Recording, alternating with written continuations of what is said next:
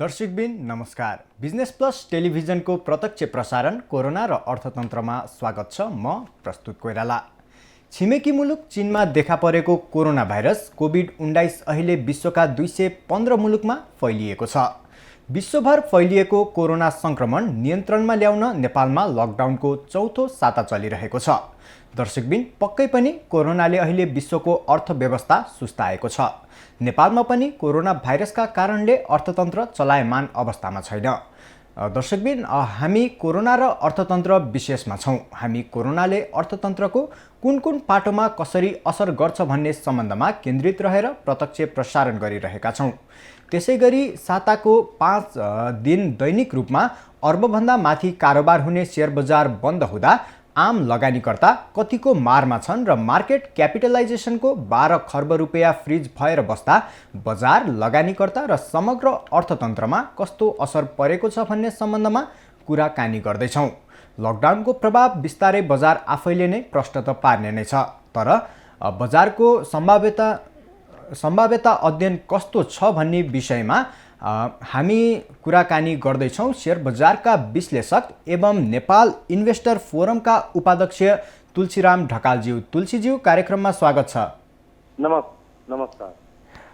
Share बजारको समीक्षा 2077 सालमा कसरी गर्नुहुन्छ? समग्रमा 2077 साल त भर्खरै सुरुवात भएको छ। हेलो। हजुर 77 सालमा बजार कस्तो हुने प्रक्षेपण गर्नुहुन्छ? भर्खरै सुरु भएको 77 सालमा अवश्य पनि पुँजी बजारले फड्को मार्नेछ। किनभने फेरि तपाईँले भनिरहनु होला, यो अवस्थामा कोरोनाले अर्थतन्त्र डमाडोल बनाइराखेको अवस्थामा पनि तपाईँ पुँजी बजार चाहिँ कसरी तपाईँको अगाडि बढ्ला भन्नु होला होइन। पुँजी बजार चाहिँ के छ भने निरन्तर 4 वर्षदेखि ओह्रालो लागिरहेको अवस्था हो र विगत 3 महिना अगाडिदेखि पुँजी बजार चाहिँ बढ्न सुरु गरेका थियो। 1100 को इन्डेक्स चाहिँ बढेर तपाईँको 1658 सम्म पुगिसकेको अवस्था थियो र यही बेलामा तपाईँको चाइना, हाम्रो छिमेकी मुलुक चाइनामा कोरोनाको प्रभाव पर्न थाल्यो। सँगसँगै चाइनादेखि लगायत युरोपका देशहरूमा पनि देख्न थाल्यो। हामीले सुरुको अवस्थामा त खासै चेर्दापट्टि त्यति ध्यान दिएनौँ, तर पछिल्लो समयमा युरोपभरि फैलिन थाल्यो, जसले गर्दाखेरि पुँजी बजार चाहिँ लगातार रूपमा झर्दै 1251 को इन्डेक्सको सेरोफेरोमा आएर बसेको अवस्था छ। र अब पुँजी बजारले मैले अघि भने पुँजी बजारको वृद्धि हुन्छ कसरी हुन्छ भन्नुहुन्छ भने अब अहिले लगानीका क्षेत्रहरू अरू ठप्प छन्। टुरिज्म क्षेत्रहरू पनि सबै ठप्प छन्। उद्योग धन्दाहरू, कल कारखानाहरू पनि ठप्पै छन्। रिमिटेन्स पनि अहिले तपाईँको अब बिस्तारै क्रमिक रूपमा कम हुँदै जाने अवस्था छ। तथापि पनि हाम्रो ब्याङ्कमा प्रशस्त मात्रामा तरलता छ। लगानी गर्ने क्षेत्रहरू अरू छैनन् र लगानी गर्ने लगानीकर्ताहरूले तपाईँको के छ भने सबैभन्दा सजिलो पुँजी बजार नै हो। तपाईँले भनेको बेला लगानी गर्न सक्नुहुन्छ र भनेको बेला शेयर बेचेर निक्लिन सक्नुहुन्छ र अन्य क्षेत्रमा लगानी गर्नलाई ठुलो पुँजी पनि चाहिन्छ र यो क्षेत्रमा पुँजी बजारमा लगानी गर्न तपाईँलाई सानो पुँजी भए तापनि तपाईँले लगानी गर्न सक्नुहुन्छ र ब्याङ्कमा ब्याज इन्ट्रेस्ट अहिले भर्खरै पनि तपाईँको डिपोजिटमा ब्याज घटिसकेको अवस्था छ र यसको असर भनेको अब लोनमा कन्फिडेन्सली लोनमा इन्ट्रेस्ट झर्नु नै हो। यसले गर्दाखेरि र अन्य लगानीका क्षेत्रहरू नभएको अवस्थामा पुँजी बजारमा बिस्तारै पुँजी बजार चलायमान हुने देख्छु मैले। ढकालज्यू, पुँजी बजार त बढ्छ भन्नुभयो, तर लकडाउनको समयमा अधिकांश कम्पनीहरू पनि बन्द नै रहेका छन्। त्यसले गर्दाखेरि कम्पनीहरूको प्रोफिटमा पनि ह्रास आउने पनि देखिएको छ। लगानीकर्ताहरू उही मनोबलका साथ कम्पनीहरूमा लगानी गर्न फर्केलान् त? तपाईँले भनेको कुरा जायज छ। अहिले ब्याङ्कमा अर्थात् उद्योग धन्दाहरू सबै ठप्पै छन्। हामीले भने जति चाहिँ नाफा कमाउन नसकौँला, तथापि पनि तपाईँको के छ भने हिजो हामीले 20% मुनाफा लिन्थ्यौँ भने अब 15% 10 देखि 15 को अवस्थामा रहनुपर्ने हुन्छ। र अन्य लगानीका क्षेत्र नभएको कारणले गर्दाखेरि पुँजी बजार एउटै मात्रै लगानीको क्षेत्र के हो भन्दा पुँजी बजार हो। यसले गर्दाखेरि अब हाम्रो पुँजी बजार भनेको तपाईँको उद्योग हो। 1 साल तपाईँको होला, तपाईँलाई कुनै बेलामा तपाईँलाई कम रिटर्न भयो होला, तर अर्को कमिङ इयरमा फेरि तपाईँको त्यसको रिटर्न प्लस भएर नै आउनेछ। यसले गर्दाखेरि हामीलाई हाम्रो जस्तो मुलुकमा त्यति साह्रो समस्या पर्दैन, जहाँ कि तपाईँको अमेरिका युरोप जस्तो मुलुकहरूलाई अब र हाम्रो अर्को कुरा हो भनेको हाम्रो इम्पोर्ट मात्रै हो। आजका दिनमा तपाईँको करिब करिब हामीले 1.5 खर्बको इम्पोर्ट गर्थ्यौँ भने त्यो पैसा सबै ब्याङ्कमा थुप्रिएर बसिरहेको अवस्था छ र हाम्रो एक्सपोर्ट एकदमै कम छ र हामीले खालि हाम्रो मुलुक भनेको रिमिटेन्स मात्रै लगभग रिमिटेन्स हो। रिमिटेन्स त अब यसमा कम हुन्छ नै। अब यसले गर्दाखेरि के हुन्छ भने विदेशमा बसेका युवाहरू जो उहाँ हुनुहुन्थ्यो उहाँहरू चाहिँ अब स्वदेश फर्किएर अब कृषि क्रान्ति, अब यहाँ चाहिँ तपाईँको अर्थमा कृषि क्रान्ति हुनेवाला छ। अब यो बिस्तारै बिस्तारै तपाईँको लगानी कृषिमा पनि जान्छ र पुँजी बजारमा पनि लगानी जान्छ। ढकालज्यू, अहिले पछिल्लो समय छिमेकी मुलुक भारतमा लकडाउन जनता कर्फ्यू भएको बावजुद पनि सेयर बजार खोलिएको छ र अमेरिकामा पनि अहिले सर्वाधिक कोरोनाको सङ्क्रमण बढ्दा पनि अमेरिकाको सेयर बजार पनि खुल्लै रहेको छ। नेपालको अहिलेको अवस्थामा सेयर बजारलाई बन्द गर्नु कतिको सकारात्मक देख्नुहुन्छ र यो कहिलेसम्म हुन आवश्यक देख्नुहुन्छ? तपाईँले सोध्नुभएको एकदम सान्दर्भिक क्वेसन छ। उहाँहरू पूर्ण रूपमा अनलाइन भइसक्नु भएको छ। इन्डिया, अमेरिका भने हाम्रो मुलुकमा अनलाइन त सुरुवात मात्रै भइसकेको छ र आज पनि हामी अनलाइनबाट पूर्ण रूपमा काम गर्न सक्दैनौँ र हामीले केही पर्सेन्ट मात्रै हामीले के छ भने अनलाइन मार्फत काम हुन्छ। हामी आजका दिनमा पनि ब्रोकरकै अफिसमा जानुपर्ने हुन्छ। चेक सेयर बेचिसकेपछि तपाईँको चेक बुझाउन पनि अफिसमै जानुपर्ने हुन्छ। चेक लिन पनि ब्रोकरकै अफिसमा जानुपर्ने हुन्छ। सिडिएस मार्फत तपाईँको क्लियरिङ गर्नुपर्ने हुन्छ। यो कारणले गर्दाखेरि अरू अन्य मुलुकमा पुँजी बजार चाहिँ स्मुथली रूपले चल्दा पनि हाम्रो पुँजी बजार पूर्ण रूपले अनलाइन नभइसकेको कारणले गर्दाखेरि पुँजी बजार आज हाम्रो रोक्नु परेको हो। अब यो बाध्यात्मक परिस्थितिले रोकिएको हो र कसैलाई पनि हाम्रो पुँजी बजार रोक्न रहर थिएन। तथापि पनि हामी अहिलेको अवस्थामा कोरोनाको कारणले गर्दाखेरि हामी बाहिर निक्लिन नसक्ने अवस्था र स्वयं उपस्थित भएर कारोबार गर्नुपर्ने अवस्था भएको कारणले गर्दा रोकिएको हो। र अब अर्को कुरा कहिलेबाट खुल्छ भन्नुभयो, यो खोल्ने कुरामा तपाईँको लकडाउन खुलिसकेपछि मात्रै पुँजी बजार खुल्छ, त्यहाँभन्दा अगाडि खोल्ने चान्स चाहिँ देखिँदैन। ढकालज्यू, पछिल्लो समय लगानीकर्ताहरूले सेयर बजार बुलिस ट्रेन्डमा गइरहेको छ भनेर प्रक्षेपण गरिरहेको थिए र बुलिस ट्रेन्डको सङ्केत प्रष्ट देखाएको पनि प्रक्षेपण गरिरहेको थिए। तर लामो समयसँग बजार बन्द हुँदा, लकडाउनको अवधिभर बजार बन्द हुँदा लगभग अहिले 1 महिना 2 महिनाको समय बजार बन्द भयो र ऐन अनुसार 5 कारोबार दिन मात्र बजार बन्द गर्न मिल्ने ऐनमा लेखिएको छ। यस्तो प्रविधिले बजारमा नकारात्मक प्रविधि हाबी हुने कतिको सम्भावना देख्नुहुन्छ? तपाईँले क्वेसन सोधेको स्वाभाविकै होला, यो सान्दर्भिक होला, तर यो विश्व परिस्थिति हो। यो चाहिँ तपाईँको कुनै पनि रहरले चाहिँ तपाईँको हामीले पुँजी बजार बन्द गरेको छैन सरकारले, यो बाध्यात्मिक हो। र आजको अवस्थामा तपाईँको पुँजी बजार भन्दा पनि हाम्रो लाइफसँग डाइरेक्ट लाइफसँग जोडिएको कुरा हो र अहिलेको अवस्था भनेको तपाईँ आफू जसरी पनि सेफ हुने ठुलो कुरा हो। अहिले गएर तपाईँले पुँजी बजारमा गएर लगानी गरेर म पैसा कमाउँछु भन्दा पनि आफू कसरी सेफ हुने हो भन्ने हो। त्यो कारणले गर्दाखेरि चाहिँ गभर्मेन्टले बन्द गरेको हो र यसलाई हामीले बाध्यात्मक परिस्थितिको रूपमा लिनुपर्छ। ढकालज्यू, कोरोनाले चाहिँ बजारलाई कसरी प्रभाव पार्छ जस्तो लाग्छ तपाईँलाई? बजार त बढ्छ भन्नुभयो। डेफिनेटली कोरोनाले असर त पार्छ नै, किनभने हाम्रो पुँजी बजार चाहिँ तपाईँको बुमको अवस्थामा गइसकेको थियो। 1100 को इन्डेक्सबाट 1668 पुगिसकेको थियो अवस्था थियो र तथापि तपाईँको यही बिचमा कोरोनाले गर्दाखेरि 1251 मा आएर बसेको छ र हामीले सोचे जस्तो तपाईँको हामीले चाहिँ 2 वर्षमा मार्केट बुम हुन्छ भन्ने सोचेका थियौँ। करिब करिब हामीले अब यति नै एकी नै गरेर त भन्न सकिँदैन, तथापि पनि तपाईँको 3500 देखि 4000 को इन्डेक्स चाहिँ अबको 2-2.5 वर्ष 3 वर्षमा पुग्छ भन्ने हाम्रो अनुमान थियो। हुनसक्छ त्योलाई अलिकति ढिलो तपाईँको 6 महिना 1 वर्ष ढिलो हुने हो। त्यो आफ्नो गतिमा हुन्छ। पुँजी बजार भनेको तपाईँको आफ्नो डिमान्ड र सप्लाई हो, यो आफ्नो तरिकाले जान्छ र अब अर्थतन्त्र हो अहिलेको सुरुको अवस्थामा अर्थतन्त्र डमाडोल अवस्था देखिए तापनि हाम्रो जस्तो मुलुकमा जति युरोपियन अमेरिका युरोप विकसित मुलुकहरूमा देखिन्छ हाम्रो मुलुकमा देखिँदैन। त्यसले गर्दाखेरि बिस्तारै बिस्तारै पुँजी बजार चाहिँ बढ्नुको विकल्प केही पनि छैन। ढकालज्यू, लकडाउन खुलिसकेपछि सेयर बजार पनि खुलिसकेपछि नेप्से लगायत नियामक निकायहरूले कस्तो कार्य परिमार्जन गरेर अगाडि बढ्नुपर्ने आवश्यकता देख्नुहुन्छ? अब डेफिनेटली अब पुँजी बजार उहाँ चाहिँ एकदमै संवेदनशील भएर नियमन निकायहरू संवेदनशील हुनुपर्ने अवस्था छ। किनभने मान्छेको एक किसिमको स्वभाव हुँदैन, कोही लगानीकर्ताहरू आवेशमा आत्तिरहेको अवस्था पनि छ। यो अवस्थामा तपाईँको मार्केट केही तल जान पनि सक्छ। यो अवस्थामा अब मार्केटलाई चाहिँ मार्केटको पुँजी बजारको विकास गर्ने टुल्सहरू प्रयोग गर्नुपर्ने हुन्छ। जस्तै उदाहरणको लागि आज 65% मात्रै हामीले मार्जिन लिइराखेका छौँ भने भोलि 80% मार्जिन 85%को लगभगमा मार्जिन चाहिँ तपाईँको हामीलाई लोन मार्जिन उपलब्ध गराउनु पर्ने अवस्था आउन सक्छ।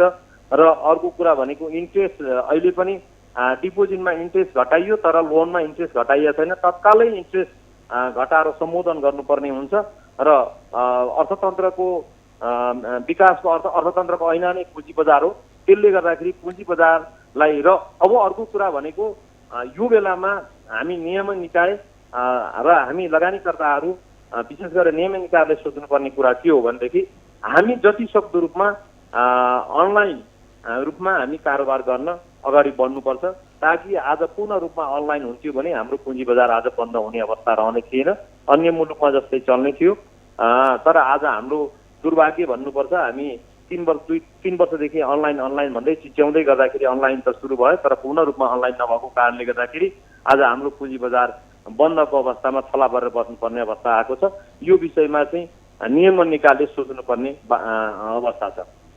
ढकालज्यू, सरकारले कस्तो राहत प्याकेज सेयर बजारको वृद्धिको लागि कस्तो राहत प्याकेजको घोषणा गर्न आवश्यक देख्नुहुन्छ तपाईँले? अब पुँजी बजारको लागि तपाईँको राहत प्याकेज भन्ने त्यस्तो त खासै अब त्यो हुँदैन होला जहाँसम्म लाग्छ। अब मलाई लाग्छ एउटा त तपाईँको हाम्रो चैत मसान्तसम्मको ब्याजलाई असार मसान्तसम्म पुर्याइएको छ। यसको लागि उहाँहरूलाई सरकारलाई धेरै धेरै धन्यवाद दिनुपर्छ हामीले र दिन्छौँ। र अब भनेको तत्कालै तपाईँको अरूभन्दा पनि समस्या भोलि मार्जिन कलको समस्या आउन सक्छ। त्यसले गर्दाखेरि हामीले 65% लोन लिइराखेको ठाउँमा 85% लोन उपलब्ध तुरुन्तै यो चाहिँ तपाईँको एउटा एक फेजमा यो हुनुपर्छ। र दोस्रो फेजमा भनेको तपाईँको इन्ट्रेस्ट तुरुन्तै सम्बोधन गर्नुपर्छ। र तेस्रो भनेको तपाईँका हाम्रो नागरिक लगानी कोषले भर्खरै तपाईँको स्टक डिलर जुन भनिएको छ, अब नारी लाने कोष, सञ्चय कोष, बिमाहरूसँग टेलिकमहरूसँग पैसा प्रशस्त मात्रामा छन्, उहाँहरूलाई यो बेलामा पुँजी बजारमा आउनलाई आह्वान गर्नुपर्छ र सरकारले जसले गर्दाखेरि लगानीकर्ताहरूको मनोबल बढोस् त्यो किसिमको काम गर्नु जरुरी छ। ढकालज्यू, अहिले बजार बन्द गर्नुको विकल्प पनि रहेको छैन। बजार बन्द गर्नु सकारात्मक रूपमा पनि हेरिएको छ। तर यसरी बजार लामो समयसम्म बन्द गर्दाखेरि दैनिक कारोबार गर्ने लगानीकर्ताहरूलाई कस्तो असर परेको छ? 12 खर्ब रुपियाँ मार्केट क्यापिटलाइजेसनको अहिले फ्रिज भएर बस्दा आफ्नो दैनिक जीवनी चलाउने लगानीकर्ताहरूलाई लामो समय बन्द हुँदाखेरि कस्तो समस्या निम्त्याउने प्रक्षेपण गर्नुहुन्छ? डेफिनेटली तपाईँको पुँजी बजार बन्द हुँदाखेरि हामीलाई समस्या पर्छ नै, त्यो तपाईँले भनेको एकदम जायज हो। तथापि पनि अहिलेको अवस्था मैले अघि पनि भनेको बाध्यात्मक परिस्थिति हो र अहिलेको अवस्थामा हामीलाई धेरै ठुलो पैसाहरू हामीलाई जोसुकै व्यक्तिलाई पनि ठुलो पैसा चाहिँदैन, खालि घर खर्च चलाउने पैसा मात्रै हो। अब ब्याज तिर्ने समस्या थियो, ब्याज तिर्ने पनि असार मसान्तसम्म भनिसकेको छ गभर्मेन्टले। त्यसले गर्दाखेरि अन्य ठुला किसिमको पैसाहरू चाहिँ कसैलाई पनि अहिले त्यस्तो अवस्था चाहिँदैन, जसले गर्दाखेरि पुँजी बजार यो बाध्यात्मक परिस्थिति हो। बाध्यात्मक परिस्थितिमा त हामीले जसरी पनि चलाउनै पर्यो होला, समस्या त डेफिनेटली हुन्छ डे टु डे। अब यो पुँजी बजार भनेको अर्थतन्त्र भनेको त हाम्रो ब्लड हो, ब्लड रोकिने बित्तिकै तपाईँको समस्या पर्छ। त्यस्तै हो पुँजी बजार भनेको, अर्थतन्त्र भनेको। तथापि पनि अहिलेको अवस्था भनेको बाध्यात्मक परिस्थिति हो। बाध्यात्मक परिस्थितिमा हामी कमाउने भन्दा पनि हामीले बाँच्ने, कसरी सर्भाइभ हुने त्यो मात्रै कुरा हो। त्यसले गर्दाखेरि अहिले जति अप्ठ्यारो अवस्था भए तापनि हामी अहिले परिबन्धमा छौँ, ताकि हामी पुँजी बजार गएर खुलाउन सक्ने अवस्थामा छैनौँ, जसले गर्दाखेरि हाम्रो जस्तो समस्या परे तापनि हामीले वहन गर्नुपर्ने अवस्था छ। ढकालज्यू, अहिले अब हामी 100% अनलाइनमा गएको भए दोस्रो बजार अहिले खुल्ला नै रहने थियो, तर खुल्ला रहेको भए बजारको अवस्था कस्तो रहने थियो होला? डिफिनेटली खुल्ला रहेको भए मार्केट केही न केही मान्छेको मनोबल हो, लगानीकर्ताहरूको मनोबल हो। यो अवस्थामा डिफिनेटली मार्केट डाउन ट्रेन्डमै जान्थ्यो यो अवस्थामा। मनोबल लगानीकर्ताहरू त्यही मनोबल लिएर लकडाउन पछाडि आउने छन् त। र एउटा हरेकको पनि एउटा लेभल हुन्छ। अब तपाईँको त्यो लेभलमा गइसकेपछि, जस्तै उदाहरणको लागि तपाईँको इन्डिया अमेरिकामा पनि मार्केट डाउन ट्रेन्डमा गएर अहिले तपाईँको अप सुरु भइसकेको छ। त्यसले गर्दाखेरि मार्केट सधैँभरि घटिरहने पनि हुँदैन, सधैँभरि बढिरहने होइन। तथापि केही मात्रामा मार्केट चाहिँ मनोबल लगानीकर्ताहरूको गिरेको अवस्था भएकोले गर्दाखेरि मार्केट झर्नमा साथ दिन्थ्यो। बुलिस ट्रेन्डको यो जुन सङ्केत देखाइरहेको थियो बजारले, बजार खुलिसकेपछि अहिले विश्वका अधिकांश सेयर बजारहरू जस्तै युरोपियन एसियन सेयर बजारहरू गिरावट घट्ने क्रममा देखिएको छ। सरकारले राहत प्याकेज घोषणा गरेपछि अलिअलि बढ्ने सङ्केत देखिएको छ। नेपालको यो बुलिस ट्रेन्डको सङ्केतलाई पार गरेर सेयर बजार बुलिस ट्रेन्डमै जान्छ भन्न कतिको सकिन्छ? बुलिस ट्रेन्डमा मैले अघि नै भनिसकेँ तपाईँको हाम्रो चाहिँ 1 वर्षमा बुलिस ट्रेन्ड अथवा 2 वर्षमा बुलिस ट्रेन्ड जान्थ्यो भने अब तपाईँको अरू यो कोरोनाको कारणले, अहिलेको कारणले गर्दा अरू 1 वर्ष धकेलिने अवस्था देखिन्छ। मलाई लाग्छ 1 वर्ष लगभग यस्तै अवस्थामा मार्केट तपाईँको 1200 देखि 1500 को सेरोफेरोमै मार्केट घुमिरहन्छ होला। अनि त्यसरी जब मार्केट स्मुथली तपाईँको पुँजी तपाईँको अर्थतन्त्र स्मुथली हुन थालिसकेपछि आफ्नो हिसाबले गति लिन्छ। ढकालज्यू, कोरोनाले गर्दाखेरि बजारलाई जसरी असर पारिरहेको छ त्यसरी नै कोरोनाले गर्दाखेरि कतिको चाहिँ प्रभावित, कुन क्षेत्र चाहिँ प्रभावित हुने प्रक्षेपण गर्नुहुन्छ सेयर बजारको? कोरोनाले गर्दा डेफिनेटली तपाईँको टुरिज्म क्षेत्र चाहिँ अहिले तपाईँको धराशायी छ। होटल व्यवसाय, टुरिज्म चाहिँ तपाईँको अहिले, र अब रिमिटेन्स, हाम्रो मुलुक त रिमिटेन्स चलेको, यसले गर्दाखेरि तपाईँको डाइरेक्टली हामीलाई ससाना चिया पसलदेखि लिएर, एउटा उदाहरणको लागि इक्जाम्पल, सानो चिया पसलदेखि लिएर पानतारे होटलसम्मलाई तपाईँको यसले प्रभाव पारेको छ। र यो चाहिँ टाइम अलिकति लामै समयसम्म हुन्छ। टुरिज्म क्षेत्र यसले पुरै भयावह अवस्था बनाएको अवस्था छ। साथसाथै तपाईँको चाहिँ रिमिटेन्स, अब जति पनि युवाहरू त हाम्रो त सबै रिमिटेन्स चाहिँ 33% तपाईँको रिमिटेन्सबाट आउने इन्कम हो हाम्रो मुलुक, बाहिर मुलुकबाट। यो चाहिँ तपाईँको लगभग अहिलेको अवस्थामा 1-2 वर्ष चाहिँ यसले छ्याप्पै बनाउँछ। त्यसले गर्दा अरू क्षेत्र भनेको कृषि क्षेत्रलाई चाहिँ यसले बढावा दिन्छ। र अब बाध्यात्मक परिस्थिति हो। हिजो युवाहरू विदेश जानुहुन्थ्यो भने अब बाध्यात्मक परिस्थिति तपाईँको कृषिमा चाहिँ कृषि क्रान्ति, यो बेलामा गभर्मेन्टले कृषकहरूलाई सुविधा फेसिलिटीहरू दिनुपर्छ, मल उपलब्ध दिनुपर्छ र उत्पादन गरेको सामानलाई ग्यारेन्टी बजारीकरण गर्ने व्यवस्थापन गर्नुपर्छ। र गभर्मेन्टले अहिले विशेष गरेर कृषकहरूलाई अनुदान, ठुलो मात्रामा अनुदान दिएर कृषिलाई अगाडि बढाउनु पर्ने अवस्था छ देखिन्छ। ढकालज्यू, लामो समयदेखि सेयर बजारमा आबद्ध हुनुहुन्छ, सेयर बजारको धेरै बुल्स पनि देख्नुभयो, बियर्स पनि देख्नुभयो, तर 2076 साललाई मात्रै छुट्याएर हेर्दाखेरि 2076 सालको चैत मसान्तसम्मको विश्लेषण गर्दाखेरि 2076 सालको सेयर बजार कस्तो रह्यो? 2076 सालको समग्रमा त्यति नराम्रो भन्न मिल्दैन, किनभने 1100 को इन्डेक्समा 1098 मा आइसकेको इन्डेक्स तपाईँको चाहिँ 1668 सम्म इन्डेक्ससम्म पुग्न सफल रह्यो। अब तथापि अब बिचमा इन्डिङको अवस्था चाहिँ राम्रो भएन, 1251 मा आउनु पर्यो। यसको कारण त अहिले मैले अघि नै भनिसकेँ, कोरोनाको कारणले गर्दाखेरि चाहिँ तपाईँको भयो। र समग्रमा 76 सालको पुँजी बजार नराम्रो भन्न मिल्दैन। बजारप्रति अहिले सरकारवालाहरू कतिको संवेदनशील भएर बजार बढाउनतर्फ, बजारको विकास गर्नतर्फ लागि परेका छन् जस्तो लाग्छ तपाईँलाई? होइन, अब संवेदनशील हुनुपर्ने परिस्थिति बेला आयो। र यो पुँजी बजार भनेको एउटा उद्योग हो। यो उद्योगलाई विकास गर्नको लागि लगानीकर्तादेखि लिएर तपाईँको सरकार, लगानीकर्ता, होस्टिङ हैसियत सबै गरेर यसको विकास गर्नुको विकल्पै छैन। र अहिले सरकार साथीहरू सबै नै तपाईँको पर्खर हेराको अवस्थामा छन्। र सुरुको अवस्थामा केही लगानीकर्ताहरू, तपाईँको हातिएका लगानीकर्ताहरूले सेयर बेचेको कारणले गर्दाखेरि 50 इन्डेक्स तल जाला, तर डिफिनेटली मार्केट पुँजी बजार बढ्छ र लगानीकर्ताहरू चाहिँ अब लगानी भविष्य फ्युचर राम्रो छ भन्ने हिसाब किताबले हेरिरहेको अवस्था छ। ढकालज्यू, यो लकडाउन प्रधानमन्त्रीको सम्बोधन पश्चातको अत्यावश्यक वस्तु मात्र खोल्ने भनेर प्रधानमन्त्रीज्यूले जुन सम्बोधन गर्नुभएको, भोलिपल्ट नेप्सेको बजार खोलियो र कारोबार पनि भयो। धेरैजनाले लगानीकर्ता तथा ब्रोकरहरूले पनि यसको खण्डन चाहिँ गर्नुभएको थियो, तैपनि बजार खोलेर कारोबार भयो। यसप्रति तपाईँको भनाइ के छ?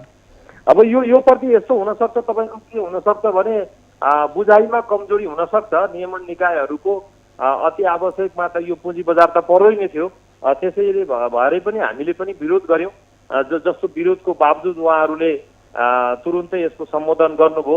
उहाँहरूको मलाई लाग्छ स्पष्ट रूपले नबुझेको कारणले गर्दाखेरि खोलेको हुनसक्छ र तर जब स्पष्ट रूपले उहाँहरूले बुझ्नुभयो, हामीले पनि उहाँहरूलाई ध्यान आकर्षण गरायौँ।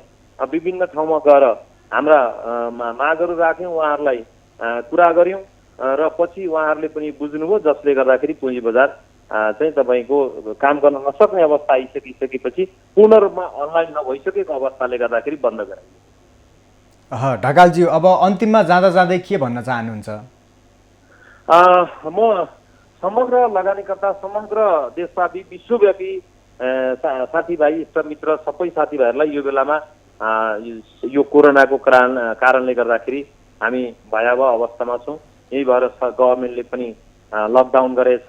यसलाई पूर्ण रूपले पालना गरौँ, अनुशासित रूपले घरमा बसौँ र पहिला हाम्रो स्वास्थ्य नै ठुलो कुरो हो र स्वास्थ्य रहे तपाईँ भोलि हामी जे पनि गर्न सकिन्छ। त्यसले गर्दाखेरि सरकारले यो लगानी जुन लकडाउन गरेका छ यसलाई पूर्ण रूपमा पालना गर्नुहुन र धैर्यता साथ बस्नुहुन विनम्र अनुरोध गर्दछु। हस् ढकालज्यू, हाम्रो कार्यक्रममा समय निकालेर कुराकानी गरिदिनु भएकोमा हजुरलाई धेरै धेरै धन्यवाद। हस्, तपाईँ मार्फत तपाईँको टेलिभिजनलाई पनि धन्यवाद। दर्शकबिन, उहाँ हुनुहुन्थ्यो नेपाल इन्भेस्टर फोरमका उपाध्यक्ष तुलसीराम ढकालज्यू।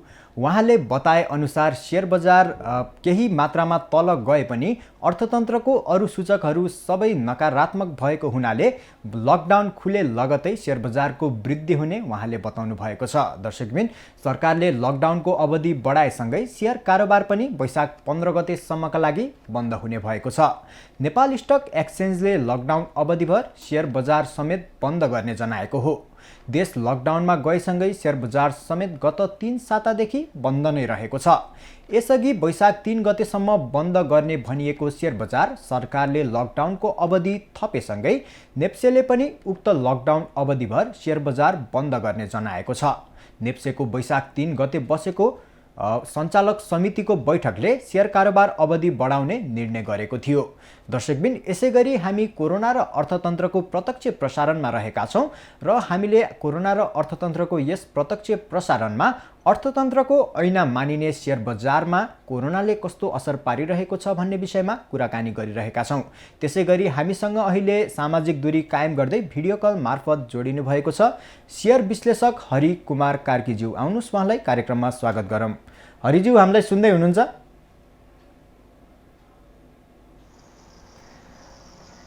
हरिज्यू, हामीलाई सुन्दै हुनुहुन्छ? हजुर, सुन्दैछु हजुर। 2076 सालको शेयर बजारको समीक्षा कसरी गर्नुहुन्छ? धन्यवाद प्रस्तुतजी।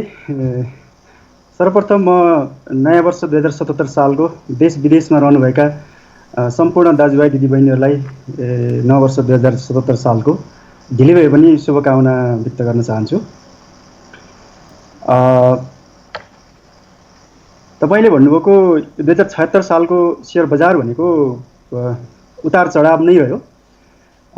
नर्मल्ली के भन्नुहुन्छ भने 2073 सालमा 1881 पुगेको इन्डेक्स बिस्तारै 4 वर्षदेखि घटिरहेर 2076 सालको यो पुसबाट चाहिँ अलिकति बढ्न सुरु गरेको थियो र यो 4 वर्षको पिरियड भनेको चाहिँ एकदमै लगानीकर्ताहरूको लागि पीडादायी नै रह्यो।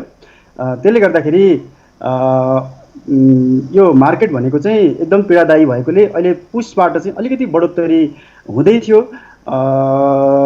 यहाँलाई विदितै छ पुसको 20-22 गतेबाट चाहिँ अलिकति कारोबार भोल्युमहरू पनि राम्रै बढ्दै थियो नभन्दै माघ फागुन लगायतमा 1 अरब 2 अरब हुँदै हुँदै 4 अरब करिब करिब 5 अरबको हाराहारीमा कारोबार हुन लागेको थियो र राम्रै भोल्युममा भइरहेको थियो र इन्डेक्स चाहिँ तपाईँको 1100 बिन्दुबाट बढेर 1600 भन्दा माथि पुगिसकेको अवस्था राम्रै थियो। तर अचानक यो अहिलेको एउटा सर्कमस्टेन्सले गर्दाखेरि यो कोरोनाको एउटा कारण भयो र अरू केही कारणहरूले गर्दाखेरि चाहिँ मार्केट चाहिँ अलिकति घटेर अहिले चाहिँ यो हामीलाई थाहै छ यो संसारलाई नै यो महामारीले चाहिँ अप्ठ्यारो पारेको स्थितिले गर्दाखेरि चाहिँ यो 2076 सालको उत्तरार्धमा नेपालको इन्डेक्स पनि पीडादायी नहुने भन्ने त कुरै भएन। हजुर हरिज्यू, हजुरले अहिले सेयर बजारमा पिएचडी पनि गर्दै हुनुहुन्छ र सेयर बजारको समीक्षा गर्दाखेरि भविष्यमा कस्तो होला त बजारले आफै नै देखाउला, तर 2077 सालमा बजार कस्तो हुने प्रक्षेपण गर्नुहुन्छ? हजुर, अहिलेको यो मैले अघि तपाईँलाई अलिकति विगत कोट्याएँ। 2073 सालमा 1881 इन्डेक्स एउटा हाई अथवा पिकमा पुगेर फेरि बिस्तारै तल आएको अवस्था हो र 2076 सालको उत्तरार्ध पुसमा चाहिँ यो अलिकति यसको एउटा साइकल हुन्छ नर्मल्ली एउटा स्टक मार्केटको पनि 4-5 वर्ष 3-4 वर्षपछि चाहिँ यो बुल ट्रेन्ड र बेरिस ट्रेन्डमा जाने हुन्छ र यो 2073 सालदेखि 2076 सालसम्म 4 वर्षको पिरियडमा चाहिँ यो बेरिस ट्रेन्डमा चाहिँ यो मार्केट गयो र अब यो साइकल चेन्ज गर्ने अवस्थामा थियो र साइकल चेन्ज गरिरहँदाखेरि अब सबै इन्डिकेटरहरू नेपालको इकोनोमिक इन्डिकेटरहरू राम्रै हुँदै गएको अवस्था थियो। त्यसले गर्दाखेरि अब चाहिँ नेपालको इन्डेक्स पनि राम्रो हुन्छ भन्ने हिसाबले चाहिँ लगानीकर्ताहरूको मनोबल पनि बढ्दै थियो र अर्को पार्टमा चाहिँ गभर्मेन्टले पनि 2/3 मेजोरिटीको गभर्मेन्ट हुँदाहुँदै पनि यो 73 पछाडिको केही वर्ष चाहिँ 1-2 वर्षको पिरियडमा त्यति राम्रो गर्न नसके पनि अब चाहिँ गभर्मेन्टले पनि पोजिटिभ कुराहरू इन्डेक्सप्रति बोल्दै गरेको कारणले र केही कुराहरू गर्न थालेको कारणले राम्रै हुँदै थियो। तर अहिलेको यो पछिल्लो दौरमा आएर चाहिँ यो कोरोनाको एउटा जुन महामारी फैलियो यसको कारणले चाहिँ अलिकति अप्ठ्यारो परेको स्थिति हो। तर यो सूचाङ्कहरू इन्डिकेटरहरू चाहिँ यो पहिलो र दोस्रो क्वार्टरमा राम्रै भएको र यो अहिले थर्ड क्वार्टर लगायत यो अब फेरि एउटा कुरा के हुन्छ भन्नुहुन्छ भने अब यो महामारीको अवस्था कस्तो हुन्छ, भोलि कहाँसम्म जान्छ र कहिलेसम्म चाहिँ यसको इम्प्याक्ट पर्छ अथवा कहिलेसम्म यो नियन्त्रणमा आउँदैन भन्ने कुरा अझै पनि नेपाल त के भनौँ अथवा संसारका धनी भनिने राष्ट्रहरूलाई पनि एकदमै आछुआछु परिरहेको अवस्थामा हामीले अहिले नै यो इकोनोमी यस्तो नै हुन्छ भनेर प्रक्षेपण गर्नु त अलि हतार नै हुन्छ। तर पनि अहिले तपाईँलाई थाहा छ यो आइएमएफले वर्ल्ड ब्याङ्कले पनि संसारको इकोनोमीलाई केही प्रक्षेपण त गरिरहेछ। अबको यो वर्षको इन्डिकेटर के हुनेछ, यो वर्षको इकोनोमिक ग्रोथ के हुनेछ र अर्को योभन्दा 2021 को इन्डिकेटर के हुनेछ, इकोनोमिक ग्रोथ के हुनेछ र त्यसपछिका वर्षहरूमा कस्तो हुन्छ भन्ने कुरालाई उनीहरूले प्रक्षेपण त गर्दै गरेका छन्। यी सबै कुरालाई हेर्दै गर्दाखेरि र अबको यो तपाईँको यो कोरोनाको इम्प्याक्ट अथवा यसले गर्ने जुन असर छ, यसले जुन किसिमले फैलिरहेको छ, यो केही हदसम्म नियन्त्रण हुन थाल्यो भने चाहिँ त्यति ठुलो असर पर्ला जस्तो चाहिँ मलाई लाग्दैन। हरिज्यू, अहिले लकडाउनको समयमा अधिकांश कम्पनीहरू बन्द नै रहेका अवस्थामा छन् र कम्पनी बन्द भएको कारण प्रफिट पनि नहुने देखिएको छ, उनीहरूको कारोबार पनि ठप्प भएको छ। त्यसकारण लगानीकर्ताहरू कम्पनी चयन गरेर कसरी त्यही मनोबलका साथ फेरि सेयर बजारमा फर्केलान् त? हजुर, अब के हुन्छ भने मैले अघि भने लगानीकर्ताहरूको मनोबल बल्ल बल्ल अलिकति बढ्न थालेको स्थिति थियो। पुसबाट चाहिँ पुस 20-21 गतेबाट चाहिँ त्योभन्दा अगाडि 25-30 करोडको कारोबार मात्रै भइरहेको बजार, जबकि 4 वर्षसम्म त्यसरी नै चल्यो र अबको मार्केट भनेको 2073 मा प्रवेश गरेको मान्छेले चाहिँ के बुझिरहेको थियो भने अब यो इन्डेक्स भनेको त जहिले पनि घट्ने नै रहेछ भन्ने बुझिरहेको अवस्थामा 2076 को पुसबाट चाहिँ अब मार्केट चाहिँ एकदमै कारोबार भोल्युम पनि बढ्न थाल्यो र 1100 इन्डेक्स 1881बाट आएको इन्डेक्स चाहिँ बिस्तारै बढ्दै बढ्दै गएर र कारोबार भोल्युम पनि बढ्दै गएर 1200, 1300, 1400 इन्डेक्स हुँदै हुँदै जाँदै गर्दाखेरि 1 अरब, 2 अरब, 3 अरब, 4 अरब, 5 अरबसम्मको कारोबार हुँदै गर्दा अब नेपालको इन्डेक्स चाहिँ अरू सबै सूचाङ्कहरू पोजिटिभ हुँदै गर्दा नेपालको इन्डेक्स पनि राम्रो हुन्छ भन्ने स्थितिमा लगानीकर्ताहरू पुगिसकेको स्थिति थियो र धेरै मान्छेहरू जो अरू सेक्टरमा हुनुहुन्थ्यो, अरू बिजनेसमा हुनुहुन्थ्यो, उहाँहरूले पनि अबको इन्डेक्स भनेको चाहिँ राम्रो हुन्छ, अब यो साइकल फर्किन लागेको हो भन्ने कुराहरू चाहिँ उहाँहरू आउँदै हुनुहुन्थ्यो र त्यो आइरहनको लागि उनीहरूलाई के कुराले पनि गाइड गरेको थियो भने नेपालमा अनलाइन सिस्टम चाहिँ पहिला यसो सुरु मात्रै भएको थियो, अब अलिकति कार्यान्वयन हुन थालेको अवस्था थियो र नियमन निकायमा बस्ने मान्छेहरू पनि अर्थमन्त्री नै भनौँ, उहाँ पनि एकदमै पोजिटिभ भएर अब चाहिँ यसमा पुँजी बजारमा लगानी गर्नुपर्छ भनेर चाहिँ भन्दै हुनुहुन्थ्यो र केही कार्यान्वयन गर्नतिर लागिराख्नु भएको थियो। त्यसले गर्दा राम्रो भइरहेको अवस्था थियो। अचानक यो महामारी आइरहेको अवस्थाले गर्दाखेरि चाहिँ नेपालको मात्रै होइन संसारकै अरू बिजनेस पनि अप्ठ्यारो स्थितिमा भयो र अर्को कुरा नेपालको इन्डेक्सलाई पनि केही हदसम्म त असर गर्छ नै। अब तपाईँले भने जस्तो अब यी लगानीकर्ताहरू के अब फेरि पुनरावृत्ति भएर अब यो अलिकति राम्रो हुन्छ भन्ने आशमा लगानीकर्ताहरू आउनुहुन्छ त भनिरहँदा म यहाँसँग चाहिँ म के भन्छु भने अब 2072मा नि अर्थक्वेक गयो र अर्थक्वेक र अहिलेको महामारीलाई एकै ठाउँमा राखेर तुलना गर्न त मिल्दैन, किनभने त्यतिखेर त नेपाललाई मात्रै असर गरेको थियो अर्थक्वेकले, तर अहिलेको कोरोनाले गर्दा चाहिँ विश्व नै आक्रान्त छ। विश्व आक्रान्त भइराख्दाखेरि र नेपालको इकोनोमीको कन्डिसन चाहिँ म के गरी हेर्छु भने नेपालको इकोनोमीमा चाहिँ बढी हामीले वस्तुहरू किन्छौँ, बढी हामी बाहिरबाट वस्तुहरू किन्छौँ र हाम्रो यहाँबाट एक्सपोर्ट गर्दैनौँ हामी प्रायः जस्तो वस्तुहरू। त्यसले गर्दाखेरि यहाँ हामी प्रायः जस्तो वस्तु किन्ने हुनाले हामीलाई अरू डेभलप कन्ट्रीहरूको जस्तो असर चाहिँ हामीलाई चाहिँ पर्दैन भन्छु म त। किन भन्दाखेरि जस्तै एउटा तपाईँलाई एउटा आँकडा भन्छु, आइएमएफले भर्खरै एउटा आँकडा प्रक्षेपण गरेको छ। उसले के भनेको छ भने 2020को यो वर्षमा संसारको धनी राष्ट्रहरूको इकोनोमिक ग्रोथ भनेको -3% भनेको छ। त्यो भनेको के हो त भन्दा एकदमै तल जान्छ भनेर भन्यो। जस्तै युएस भन्नुहोस्, मा संलग्न कन्ट्रीहरू भन्नुहोस्, लगायत धनी राष्ट्रहरू अरू क्यानाडा भन्नु, यी कन्ट्रीहरूमा चाहिँ के त भन्दाखेरि इकोनोमिक ग्रोथ माइनसमा जान्छ अथवा जान्छ भनेर भन्यो। र उसले फेरि त्यसैसँग जोडेर उसले के पनि भन्यो त भन्दाखेरि -3% त जान्छ, तर 2021मा चाहिँ यदि यो कोरोनालाई चाहिँ अलिक चाँडै नियन्त्रण गर्न सक्यो भने 2021मा अहिले -3% गएको इकोनोमिक ग्रोथ चाहिँ फेरि तपाईँको बढेर चाहिँ तपाईँको 5-6% जान सक्छ है भन्यो। त्यो भनिरहनुको अर्थ नेक्स्ट इयर चाहिँ तिनीहरूको इकोनोमिक ग्रोथ भनेको 8-9% हुन्छ। किन भन्दा -3%बाट चाहिँ कभर गरेर चाहिँ उनीहरू 1%मा आएर 5% ग्रोथ हुनु भनेको 8-9% बढ्नु हो। त्यतापट्टि उनीहरूले प्रक्षेपण गरेछ। त्यति गरिरहँदा त्यही आइएमएफकै कुरालाई हामीले आधार मान्ने हो भने पनि उसले के भन्यो त भन्दा डेभलप कन्ट्रीको इकोनोमिक ग्रोथ चाहिँ त्यसरी घट्छ, तर एसियन कन्ट्रीहरूको इकोनोमिक ग्रोथ चाहिँ त्यसरी घट्दैन। जस्तै इन्डियाको 1.8 to 2.8 भनिएको छ, नेपालको आइएमएफको कुरा गरिरहेको छु मैले, र नेपालको इकोनोमिक ग्रोथ भनेको चाहिँ 2.5% भनिरहेछ। भनिरहँदा मैले के भन्न खोजेको भने त्यस्तै वर्ल्ड ब्याङ्कले पनि नेपालको इकोनोमिक ग्रोथ भनेको 1.8 देखि 2.8 सम्मको लाई प्रक्षेपण गरेको छ। यसरी हेर्दाखेरि धनी राष्ट्रहरूको इकोनोमिक ग्रोथ र नेपालको इकोनोमिक ग्रोथ हेर्ने हो भने धनी राष्ट्रहरू एकदमै बढी उनीहरूको पीडादायी हुनेछ। तर पीडादायी यस अर्थमा किन हुन्छ त भन्दा उनीहरूले वस्तु बेच्ने हो, धनी राष्ट्रहरूले बढी वस्तु बेच्ने हो, हामीले चाहिँ वस्तु किन्ने हो। त्यसले गर्दा एउटा एकातिर हामीले वस्तु किन्ने हुँदाखेरि कतिपय गभर्मेन्टले पनि के गरिरहेको छ त भन्दाखेरि अहिले कतिपय लग्जरियस प्रडक्ट चाहिँ नकिन है भनेर चाहिँ गभर्मेन्टले कन्ट्रोल गरिरहेको अवस्थामा हामीसँग ब्यालेन्स अफ पेमेन्टको स्थिति सिर्जना हुनसक्छ। भन्नुको अर्थ के हो त भन्दा हामीले धेरै वस्तु नकिनिसकेपछि हामीसँग केही फन्डहरू चाहिँ रिजर्भ हुनसक्छ। त्यो भएको कारणले गर्दा अथवा हामीले चाहिँ धेरै हामी ऋणमा पर्दैनौँ। जब हामी जति पैसा खर्च गर्थ्यौँ त्यो खर्च गर्न अलिकति कन्ट्रोल हुन्छ र त्यसले गर्दा हामी किन्ने मात्रै भएको हुनाले हामी बढी यो वस्तु यहाँबाट बेच्ने भन्दा पनि किन्नेमा हामी बढी फोकस गर्ने हुनाले हामीसँग त्यो हैसियत भएको हुनाले चाहिँ त्यति ठुलो असर नपर्ने देखिन्छ। र नेपालकै कन्टेक्स्टमा पनि नेपालको इकोनोमिक ग्रोथ कस्तो हुन्छ भनेर प्रक्षेपण हेर्ने हो भने नेपालको नियमन निकायहरूले प्रक्षेपण गर्दा चाहिँ उहाँले भन्नुभएको छ 2% चाहिँ तल आएर चाहिँ नेपालको इकोनोमिक ग्रोथ रहन्छ भनेको 4.5% रहन्छ भनेको छ। र इन्टरनेसनल मोनिटरी फन्ड लगायत वर्ल्ड ब्याङ्कहरूको प्रक्षेपण चाहिँ तपाईँको 2.5% देखिन्छ। अब यो कुरालाई मैले यहाँलाई कहाँसम्म लगेर जोड्छु भने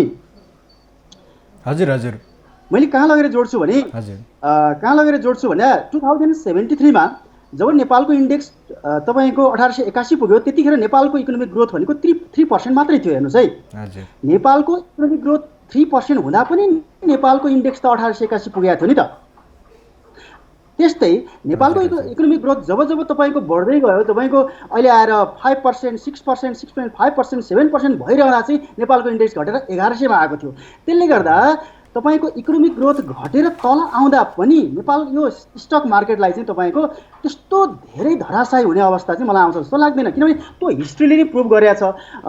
जबकि तपाईँको 2073 मा चाहिँ 1881 पुग्दा नेपालको इकोनोमिक ग्रोथ भनेको त्यही 3%, 3.5% भयो। त्यसपछि बढ्दै बढ्दै गयो, तर बढिरहँदा इकोनोमिक ग्रोथ बढिरहँदा भयो के त भन्दा नेपालको स्टक मार्केट चाहिँ घट्दै गयो। त्यसले गर्दा अहिलेको मैले विगतलाई कोट्याउँदाखेरि पनि म तपाईँसँग के कुरा गरिरहेको छु भने विगतको सिनारीले जब जब नेपालको इकोनोमिक ग्रोथ बढ्दै जान्छ तब तब नेपालको इन्डेक्स चाहिँ घटिरहेछ। जब जब इकोनोमिक ग्रोथ चाहिँ अनि त्यसले गर्दाखेरि अबको इकोनोमिक ग्रोथ केही हदसम्म त घट्छ नै। अब निश्चित रूपमा अहिले अब जस्तै मैले फेरि के पनि तपाईँसँग जोडेँ भने आइएमएफ, वर्ल्ड ब्याङ्क लगायतले चाहिँ एसियन कन्ट्रीहरूमा चाहिँ इकोनोमिक ग्रोथ डेभलप कन्ट्रीको जस्तो चाहिँ तल आउँदैन भनिरहँदाखेरि चाहिँ उनीहरूले के आधारमा चाहिँ उनीहरूले प्रक्षेपण गरेको हुनसक्छ भने एसियन कन्ट्रीहरूमा जति यो कोरोनाको महामारीको चाहिँ इम्प्याक्ट छ, जति मान्छेहरूको चाहिँ इन्फेक्टेड छन् र जति डेथ भइरहेछ त्यो चाहिँ डेभलप कन्ट्रीमा चाहिँ बढी भइरहेछ। त्यसको कारणले चाहिँ उनीहरूको इकोनोमीमा चाहिँ एकदमै असर पर्ने देखिन्छ र एसियन कन्ट्रीमा चाहिँ कम पर्ने देखिन्छ, जसको कारणले इकोनोमिक ग्रोथ पनि जस्तै इन्डियामा 1.8 देखि तपाईँको 2.8 सम्म लगायत विश्व ब्याङ्क लगायत आइएमएफले प्रक्षेपण गर्यो भने नेपालको पनि त्यसरी नै गर्यो र चाइनाको चाहिँ 1% को रूपमा उसले भनेको छ। तर इटाली लगायत तपाईँको युएस लगायतका लन्डन लगायतका कन्ट्रीहरूमा चाहिँ -3% जान्छ भनेर भन्यो। तर फेरि उसले त्यसैमा उसले के भन्यो त भन्दाखेरि -3 बाट एकैचोटि 5%, 6% इकोनोमिक ग्रोथमा जान्छ है नेक्स्ट इयर भन्नुको अर्थ उनीहरूले के फेरि त्यो के भन्यो त भन्दाखेरि डेफिनेटली अहिले आएर त्यति धेरै अप्ठ्यारो परे पनि डेभलप कन्ट्रीले तत्कालै उनीहरूले चाहिँ फेरि त्यसलाई रिभाइभ गरेर चाहिँ अगाडि जान सक्छन् र उनीहरूको त्यो हैसियत हुन्छ र उनीहरू चाहिँ चाँडै 2021 मा चाहिँ तपाईँको 5-6% मा चाहिँ उनीहरूको इकोनोमिक ग्रोथ जान्छ है भनेर चाहिँ उनीहरूले गरेको र नेपालको कन्टेक्स्टमा पनि त्यति धेरै तल उनीहरूले आउँदैन। तर एउटा पार्ट, तर अर्को पार्ट चाहिँ म तपाईँलाई के भन्छु भने नेपालका एनालिस्टहरूले अथवा मोनिटरिङ बडीमा बस्ने मान्छेहरूले गरेको प्रक्षेपण र आइएमएफले गरेको प्रक्षेपण त मिल्दैन, किनभने नेपालको मान्छेहरूले अथवा मोनिटरिङ नियमन निकायहरूले गरेको प्रक्षेपण भनेको 4.5 अथवा 5% छ, तर आइएमएफहरूको चाहिँ 2.5%। त्यसले गर्दा तैपनि युरोपियन डेभलप कन्ट्रीको जस्तो तल त छैन। त्यसले गर्दा यदि तलै आयो भने पनि 3.5% को कन्टेक्स्टमा अथवा 2.5 मा आयो भने पनि नेपालको हिस्ट्रीले जब जब इकोनोमिक ग्रोथ चाहिँ एकदमै बढ्दै जान्छ, नेपालको इन्डेक्स घट्दै गएको र इकोनोमिक ग्रोथ चाहिँ तल भएको बेला चाहिँ नेपालको इन्डेक्स बढेको हुनाले चाहिँ यदि इकोनोमिक ग्रोथ चाहिँ तल आयो र इकोनोमिक चाहिँ डामाडोल अथवा अप्ठ्यारो स्थितिमा आएको अवस्थामा पनि इन्डेक्स चाहिँ तपाईँको राम्रै भएको स्थिति छ। र हरिज्यू आर्थिक वृद्धि र पनि राम्रो लाग्छ। आर्थिक वृद्धि र नेप्सेको इन्डेक्स बीच विपरीत सम्बन्ध हुन्छ भनेर हामी कतिको भन्न सक्छौँ? हजुर अलिकति सुन्नु। यो आर्थिक वृद्धि र नेप्सेको इन्डेक्समा विपरीत सम्बन्ध नै हुन्छ भनेर हामीले कतिको भन्न सक्छौँ? अब यसमा चाहिँ यस्तो छ, हेर्नुहोस्, यो आर्थिक वृद्धि र नेप्सेको तपाईँको वृद्धि दरलाई चाहिँ यो विपरीत डेभलप कन्ट्रीमा चाहिँ प्यारलल रूपमा जाने र नेपालको कन्टेक्स्टमा चाहिँ यो विपरीत हुनुपर्ने एक दुईवटा कारणहरू छन्, त्यसलाई चाहिँ गभर्मेन्टले इनिसिएसन लिनुपर्छ। त्यो कारण के त भन्दा नेपालको इन्डेक्स भनेको नर्मल्ली सर्भिस सेक्टरले डोमिनेट गरेको छ। नर्मल्ली हेर्नुहोस्, ब्याङ्किङ सेक्टर, इन्सुरेन्स सेक्टर यस्तोले बढी छ। अहिले भर्खरै मात्रै म्यानुफ्याक्चरिङ सेक्टरहरू केही मात्रामा आएको छ र सबै आएको छ। र नेपालको इन्डेक्स भनेको गभर्मेन्टले जहिले पनि उनीहरूको भनिरहने कुरा के हो त भन्दा नेपालको इन्डेक्स भनेको नेपालको इन्डेक्स भनेको चाहिँ एउटा अर्थतन्त्रको मिरर हो अथवा ब्याकबोन हो भनिरहन्छन्। तर ब्याकबोन भनिरहनुको अर्थ मानव नेपालको इन्डेक्स चाहिँ अहिलेकै कन्टेक्स्टमा चाहिँ नेपालको इन्डेक्स बढेर चाहिँ 2500 पुग्यो अथवा घटेर चाहिँ तपाईँको 900 आयो, तर नेपालको इकोनोमी चाहिँ बर्बाद भयो भनिरहन चाहिँ अथवा नेपालको त्यो खालको इन्डेक्सले चाहिँ नेपालको इकोनोमीलाई चाहिँ रिफ्लेक्ट गर्छ जस्तो मलाई लाग्दैन। किन लाग्दैन भन्दाखेरि यहाँ धेरै अर्गनाइजेसनहरू आइरहेको, एक त हामीसँग अर्गनाइजेसनै कम छन्, जस्तै म्यानुफ्याक्चरिङ सेक्टर कम छ तपाईँको, अनि म्यानुफ्याक्चरिङ सेक्टर कम छन् र भएका म्यानुफ्याक्चरिङ सेक्टरलाई पनि सेकेन्डरी मार्केटमा लिस्टेड गर्न सकिरहेको अवस्था छैन।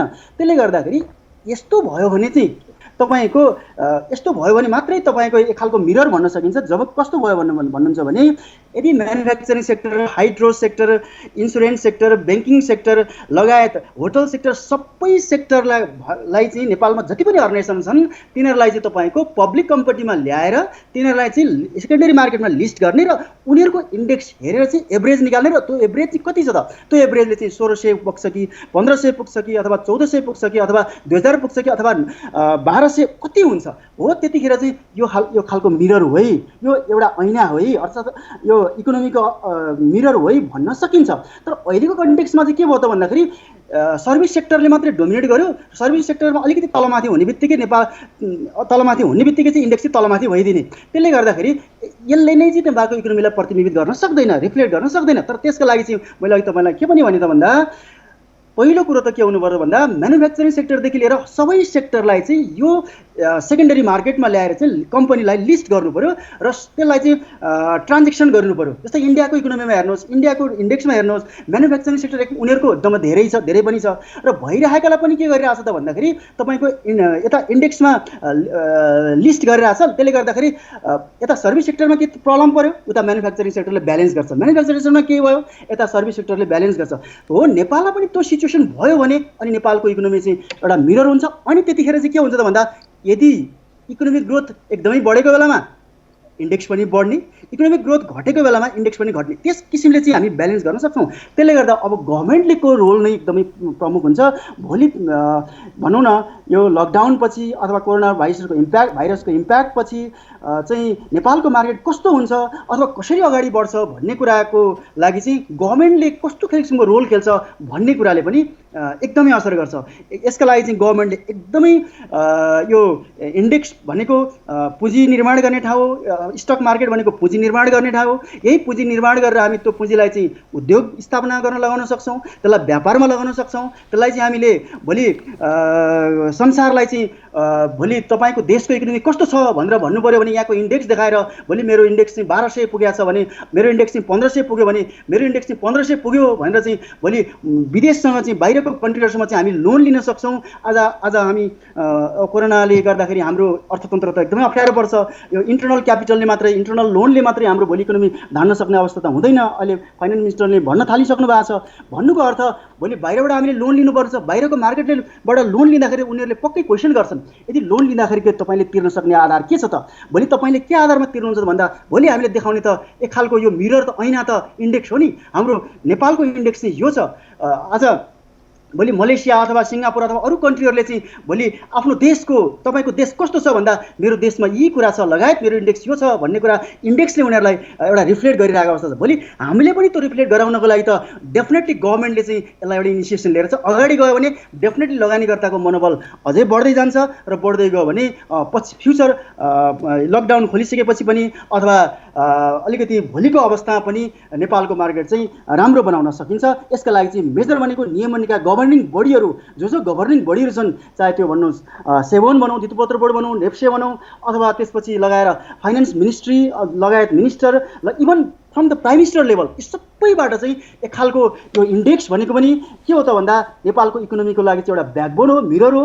यो मिररले गर्दा चाहिँ अन्तर्राष्ट्रिय रूपमा चाहिँ भोलि काम गर्न सकिन्छ र अन्तर्राष्ट्रिय हेर्ने दृष्टिकोण पनि यो इन्डेक्सले डिटर्माइन गर्छ भन्ने हिसाबले उहाँहरूले लिदियो भने, केही उहाँहरूले इनिसिएसन लिएर चाहिँ यसमा राहतका प्याकेजहरू ल्यायो भने डेफिनेटली लगानीकर्ताहरूको मनोबल 2077मा बढ्दै जान्छ र राम्रो हुन्छ भन्ने लाग्छ मलाई। हरिज्यू, हजुरले अघि नै भनिहाल्नुभयो सेयर बजारको बुल्स र बियर्सको बारेमा हामीलाई प्रश्न पार्नुभयो। यो चक्र हो भनेर, बियरको चक्र पार गरेर बुलिसको सङ्केत पनि बजारले देखाएकै छ। तर कोरोनाका कारण अहिले लकडाउनको चौथो साता चलिरहेको छ र यो कतिसम्म लम्बिन्छ अझै एकिनका साथ भन्न सक्ने अवस्था छैन।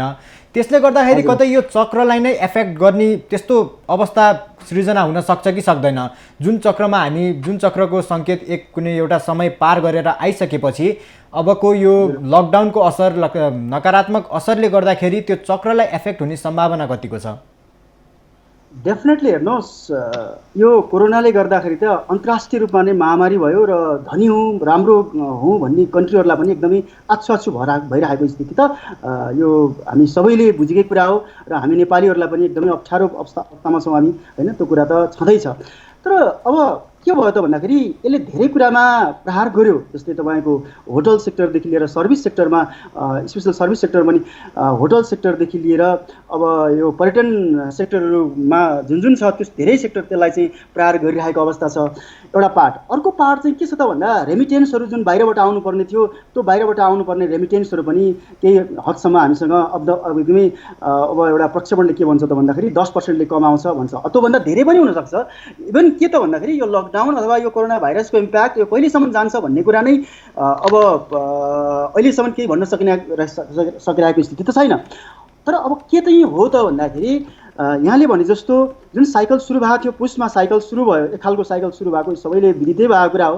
तर बिचैमा आएर यस्तो भइरहँदा चाहिँ अब के हुन्छ त भन्दाखेरि डेफिनेटली के हुनु पर्यो त भन्दाखेरि हामी लगानीकर्ताहरू अथवा जो लगानीकर्ताहरू हुनुहुन्छ उहाँहरूले पनि के बुझ्नु पर्यो त भन्दा अब जे भइरहेको छ यो जुन यो क्यापिटल मार्केट भनेको पुँजी निर्माण गर्ने ठाउँ हो। यो पुँजी निर्माण गर्दाखेरि यो सबैले अलिअलि भएको पैसाहरू यसमा लगानी गर्नुपर्छ र सरकारले पनि बढी इनिसिएसन लिनुपर्छ। सरकारले कसरी इनिसिएसन लिनु पर्यो त भन्दा यो स्टक मार्केट भनेको त हजुरको यो सरकारले थापेको एउटा पसल हो अथवा बिजनेस हो, सरकारले नै थापेको। ब्रोकरहरू चाहिँ त्यसबाट पास गर्नुभयो एक्जामबाट, त्यहाँबाट उहाँहरूले खोल्नुभयो र यो सरकारले नै यो अर्गनाइजेसन छन्, यी हाम्रा यी प्राइभेट अर्गनाइजेसनहरू छन्, यी प्राइभेट अर्गनाइजेसनको सेयर छ। त्यसले गर्दाखेरि गभर्मेन्टले चाहिँ एउटा स्टक मार्केट खोलेको छ र स्टक मार्केटको अथोरिटीमा चाहिँ अथोरिटी दिएर चाहिँ ब्रोकरले अथोरिटी पाएर चाहिँ उहाँहरूले चाहिँ मिडिएटर भएर चाहिँ उहाँहरूले काम गर्नुहुन्छ र तपाईँहरू लगानी गर्नुहोस् भनेर सरकारले स्पेसली फाइनेन्स मिनिस्ट्रीले नै यो कुरा लगानीकर्ताहरूलाई चाहिँ अथोराइज्ड गरेको हो। त्यसले गर्दा लगानीकर्ताहरू यो गभर्मेन्टकै बढी हो, भोलि के भयो भने गभर्मेन्टले रेस्पोन्सिबल हुन्छ भनेरै उहाँहरू विभिन्न अर्गनाइजेसनहरूमा लगानी गर्नुहुन्छ। हुन त यसो हेर्दा चाहिँ प्राइभेट अर्गनाइजेसन जस्तो लाग्छ, कुनै ब्याङ्क भन्नु, इन्सुरेन्स भन्नु, प्राइभेट अर्गनाइजेसन लगानी गर्छ। तर प्राइभेट अर्गनाइजेसन भए पनि तिनीहरू गभर्मेन्टको जोइन्ट स्टक कम्पनीमा, त्यसपछि आएर राष्ट्र ब्याङ्कमा, ब्याङ्कहरू यतापट्टि यता इन्सुरेन्स कम्पनीहरू, बिमा समितिमा लगायत कम्पनीहरूमा चाहिँ उहाँहरू आबद्ध हुनुहुन्छ, उहाँहरू रजिस्टर्ड हुनुहुन्छ। त्यसले गर्दा भोलि के अप्ठ्यारो पर्यो भने गभर्मेन्टले त्यसलाई चाहिँ इनिसिएसन लिन्छ एकापट्टि, र अर्कोपट्टि ब्रोकर कम्पनीहरू छन्। ब्रोकर कम्पनीहरू भनेको नि गभर्मेन्टले नै लाइसेन्स दिएको लाइसेन्स होल्डर कम्पनीहरू हुन्। त्यसले गर्दा लगानीकर्ताहरू ढुर्क भएर लगानी गरेको अवस्था हो। अब त्यसलाई के गरिदिनु पर्छ भन्दा त्यसलाई त्यसका इम्प्रुभमेन्टका टुलहरू जुन छन्, जे गर्नुपर्ने हो त्यसलाई चाहिँ एकदमै राम्रो इम्प्रुभ गर्दै जानुपर्छ गभर्मेन्टले। जस्तै तपाईँलाई थाहा छ अहिले आएर चाहिँ नेपाल राष्ट्र ब्याङ्कको गभर्नर नयाँ आउनु भएको छ, महाप्रसाद अधिकारी। उहाँले नयाँ जोस र जाँगरको रूपमा आउनु भएको छ। उहाँ चाहिँ एकदमै जुन चाहिँ एउटा ब्याङ्किङ सेक्टरमा लामो करियर बनाएर र अर्कोतिर एउटा लगानी बोर्डको चेयरम्यान भएर पनि एउटा राम्रो अनुभव लिएर जुन चाहिँ लगानीकर्ताको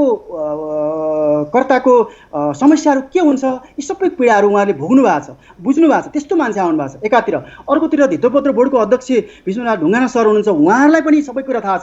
तर उहाँहरूले त्यहाँ आइसकेपछि अब के त भन्दाखेरि यता भीष्मराज सरहरूले पनि अथवा यता सेभोनले पनि के गर्नु पर्यो त भन्दा यसलाई सुधार गर्ने टुलहरू छन् नि, ती टुलहरूमा चाहिँ स्ट्रिक्टली इम्प्लिमेन्ट गर्दै जानु पर्यो भन्ने कुरा मलाई लाग्छ। एकापट्टि अर्कोपट्टि राष्ट्र ब्याङ्कको जुन नयाँ गभर्नर सर आउनु भएको छ, उहाँले पनि अब यो देशको लागि इकोनोमिक इम्प्रुभ गर्नको लागि एउटा फाइनेन्सियल इन्स्ट्रुमेन्ट के कसरी ल्याउन सकिन्छ, टुलहरू कस्तो टुलहरू प्रयोग गर्न सकिन्छ, यो सबै एउटा कमिटी गठन गर्नु पनि भएको छ। र यो सबै गठन गरेर चाहिँ तपाईँको अगाडि जानुपर्ने पर्छ एका पार्ट। अर्को पार्ट चाहिँ म के पनि भन्छु भन्दाखेरि यो स्टक मार्केट सुधार्नको लागि उहाँहरूले चाहिँ के गर्नु पर्यो त भन्दा स्टक मार्केटै सुधार्नको लागि भनेर एउटा छुट्टै फ्रम द यो सेभनको पार्टबाट भयो एउटा पार्ट, र अर्को पार्ट चाहिँ तपाईँको यो राष्ट्र ब्याङ्कको पार्टबाट, र अर्को पार्ट चाहिँ अर्थ मन्त्रालयको पार्टबाट पनि एउटा उच्च स्तरीय यो स्टक मार्केट सुधार कमिटी भन्ने क्रिएट गरेर चाहिँ अगाडि गएर यहाँका प्रब्लमहरू के छन् यसलाई कसरी सुधार गर्न सकिन्छ। किन भन्दा यसलाई त मिररको रूपमा हेरिएको छ, ब्याकबोनको रूपमा हेरिएको छ। त्यो अर्थव्यवस्थाको ब्याकबोन त्यसै भनेर त मात्रै भएन, यसलाई त सुधार गर्दै जानु। सुधार गर्नको लागि के गर्नु पर्यो त भन्दाखेरि त्यो एक खालको उच्च स्तरीय आयोग गठन गरेर चाहिँ यसलाई चाहिँ सुधार गर्नु पर्यो। त्यसका लागि के कुरा हुन सक्छन् त भन्दाखेरि जस्तै अहिले आएर चाहिँ उहाँहरूले एउटा ठुलो प्याकेजको रूपमा घोषणा गर्न सक्नुहुन्छ यो स्टक मार्केटको लागि पनि। त्यो प्याकेजहरू के हुन सक्छन् त भन्दा जस्तै तपाईँको यो सिआइटीमा को रूपमा चाहिँ अहिले आएर मार्केट मेकरको रूपमा आउने भनेको छ र उहाँहरू आउने तर्खरमा हुनुहुन्छ। उहाँहरूलाई चाहिँ 10 अरबको भन्नुभएको छ, त्यसलाई चाहिँ एकदमै ह्युज फन्ड दिएर चाहिँ लगानी गर्न लगाएर चाहिँ सेयर किन्न लगाउने, त्यसपछि आएर यता सञ्चय कोषलाई पनि लगानी गर्न लगाउने, त्यसपछि आएर अर्को हेज फन्डहरू क्रिएट गर्ने भन्ने कुरा त आजभन्दा 4-5-6 महिना अगाडि अर्थमन्त्रीले नै भन्नुभएको छ। हामी चाहिँ आर्मीको फन्ड, त्यसपछि आएर पुलिसको फन्ड, त्यसपछि आएर अरू ठुल्ठुलो फन्डहरू, गभर्मेन्टका फन्डहरू चाहिँ एकुमुलेट गरेर चाहिँ त्यो पैसा सबै हामी स्टक मार्केटमा लगाउँछौँ र पुँजी बजारमा लगाइसकेपछि हामी अगाडि त्यो पैसाले चाहिँ डेफिनेटली स्टक मार्केट सुध्रिन्छ। स्टक मार्केट सुध्रिनु भनेको चाहिँ नेपालको इकोनोमीको एउटा मिरर हो। त्यो मिररले चाहिँ इन्टरनेसनल मापदण्ड डिटरमाइन गर्छ भनेर चाहिँ उहाँले भन्नुभएको छ। भने चाहिँ त्यसलाई स्ट्रिक्टली इम्प्लिमेन्ट गर्नुपर्छ त्यो एउटा पार्ट। र अर्को पार्ट चाहिँ मान्छेहरूलाई चाहिँ क्यापिटल गेन ट्याक्स, लगानीकर्ताहरूलाई चाहिँ क्यापिटल गेन ट्याक्समा चाहिँ सुधार कम गराएर सरकारले थोरै कम तिर्न लगाएर पनि लगानीकर्ताहरूलाई आकर्षित गर्न सक्छ। यसरी चाहिँ त्यो गर्दै गयो भने चाहिँ अनि हजुर मैले हजुरलाई यहीँ रोक्न चाहे। हाम्रो कार्यक्रमको निर्धारित समयको हामी करिब करिब अन्त्यतिर आइसकेका छौँ र अन्त्यमा जाँदा जाँदै छोटकरीमा के भन्न चाहनुहुन्छ? जाँदा जाँदै म तपाईँको यो लोकप्रिय टेलिभिजन मार्फत म के भन्छु भने संसार नै एउटा आक्रान्त छ। यो आक्रान्त भएको स्थिति छ, विषम परिस्थिति छ। तर जे भए पनि हामी नेपालीहरूले जस्तोसुकै परिस्थितिलाई पनि फेस गर्न सक्ने हामी साहस बटुलेका छौँ। त्यही साहसको परिणाम नै हुनसक्छ सायद संसार नै आक्रान्त भइरहेको अवस्थामा पनि हामी नेपालीहरूमा त्यति धेरै मान्छेहरू इन्फेक्टेड भएको अवस्था अहिले पनि छैन। सायद त्यही साहसको बावजुद हुनसक्छ। यही साहसलाई हामीले कन्टिन्यू गर्दै अबका दिनहरूमा पनि, किन भन्दाखेरि हामीले माओवादीको 52 सालदेखिको 63 सालसम्मको एउटा युद्ध, गृहयुद्ध हामीले भोग्यौँ, अर्थक्वेकको युद्धहरू भोग्यौँ होइन, विभिन्न युद्धहरू, विभिन्न पीडाहरू हामीले भोग्दै आएका छौँ। ती सबै पीडाहरूलाई हामीले फेस गर्दै आएका छौँ। त्यसले गर्दा योभन्दा अगाडि पनि इबोला, सार्स जस्ता भाइरसहरूले आक्रान्त बनाएकै हो। त्यस्ता भाइरसहरूले हामी नेपालले त्यति एट्याक गर्न सकिरहेको अवस्था थियो पनि र अवस्था थिएन र यसले पनि सक्दैन। र यो नसक्नको लागि चाहिँ हामी सबैले एउटा ठुलो मनोबल लिएर चाहिँ हामी अगाडि जानुपर्छ। र अगाडि गइरहँदाखेरि अब कतिपय हाम्रो इकोनोमीमा धेरै असर पर्ने अवस्था त देखिन्छ। तर यसका लागि सरकारले नै इनिसिएसन लिएर चाहिँ तपाईँको यसलाई चाहिँ राम्रो गर्दै जानुपर्छ। सरकारले